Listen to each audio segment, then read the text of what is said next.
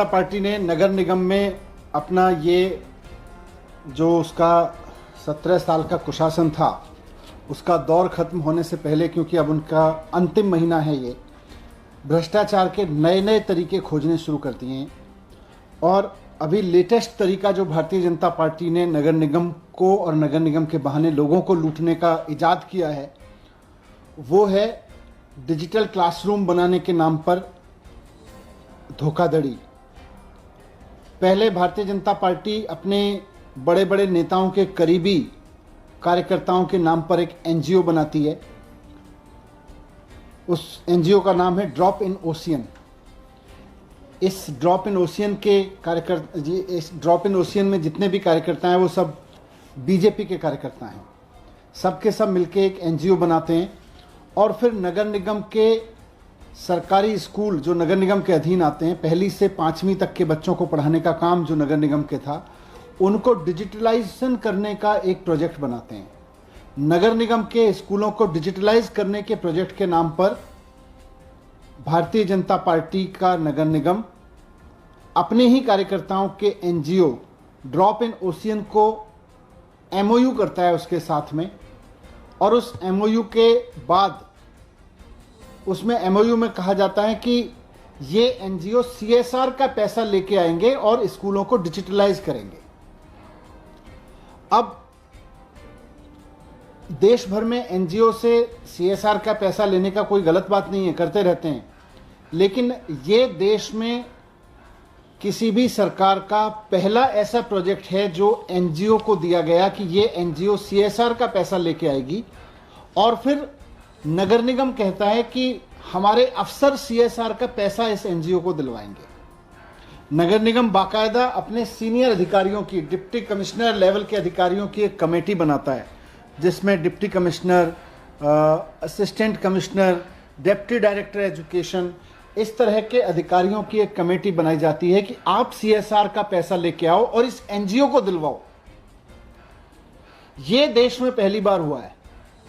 पहली बार इस तरह का नायाब तरीका निकाला है भ्रष्टाचार करने का कि पहले एक एनजीओ से सीएसआर के लिए करार कर लो और फिर उस एनजीओ को पैसा दिलवाने का काम हमारे सरकारी अफसर करेंगे, डिप्टी कमिश्नर साहब करेंगे, असिस्टेंट कमिश्नर साहब करेंगे, डिप्टी डायरेक्टर एजुकेशन करेंगे एनजीओ को सीएसआर दिलवाने का काम।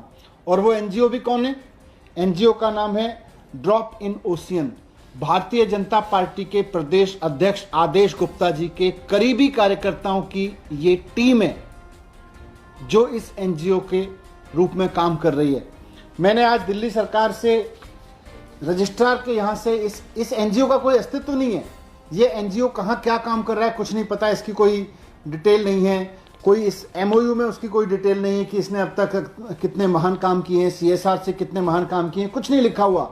बस एक एमओयू साइन किया गया कि ये सीएसआर का पैसा लाएगी। इसमें यह भी नहीं लिखा गया कि अफसर दिलवाएंगे सीएसआर का पैसा, लेकिन उसके बाद अफसरों की एक कमेटी बना दी गई कि ये अफसर अब एनजीओ को सीएसआर का पैसा दिलवाएंगे। वो अफसर अब मार्केट में व्यापारियों को धमका रहे हैं, इस एनजीओ को पैसा दो, इस एनजीओ को सीएसआर का पैसा दो। तो उस एनजीओ को सीएसआर का पैसा दिलाने के लिए एक एमओयू भारतीय जनता पार्टी करती है अपने ही कार्यकर्ताओं के। फिर जब आज मैंने रजिस्ट्रार के यहाँ से इस एनजीओ के बारे में पता किया कि ये एनजीओ है क्या, कहाँ से आया एनजीओ, तो मुझे हैरानी हुई कि इसमें 8 नाम जो लिखे हुए हैं, 8 के 8 भारतीय जनता पार्टी के अध्यक्ष, प्रदेश अध्यक्ष आदेश गुप्ता जी के करीबी भारतीय जनता पार्टी के कार्यकर्ता हैं। विनोद कुमार जी, संजय ग्रोवर जी, इंदु शर्मा जी, ग्रीश मोहन बाकरी जी, अश्विनी शर्मा जी, सतपाल सिंह जी, रमेश चंद्र जी, सिमी पाठक जी, ये सब के सब भारतीय जनता पार्टी के कार्यकर्ता हैं। आदेश गुप्ता जी के एकदम नज़दीकी, उनकी खास टीम के हिस्से हैं।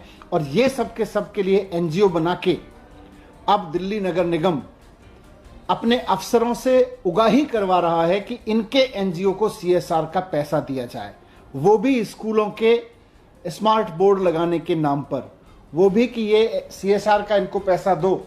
तो भारतीय जनता पार्टी को मैं कहना चाहता हूं कि अब जनता आपसे थक चुकी है। 17 साल में आपने पूरी दिल्ली को भ्रष्टाचार का कूड़ा घर बना के रख दिया है।